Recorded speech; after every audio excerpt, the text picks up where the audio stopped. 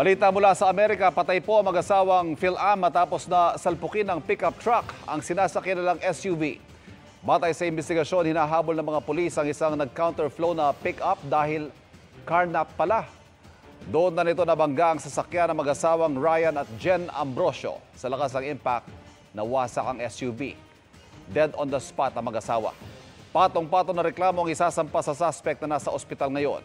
Naglunsad naman ng online fundraising ang mga kaanak at kaibigan ng mag-asawa para masuportahan ang 6 na anak nilang naulila na nasa 2 hanggang 9 na taong gulang lamang. Mga kapuso, patuloy na tumutok sa mga balita. Mag-subscribe sa GMA Integrated News sa YouTube. Sa mga kapuso abroad, samahan niyo kami sa GMA Pinoy TV at www.gmanews.tv.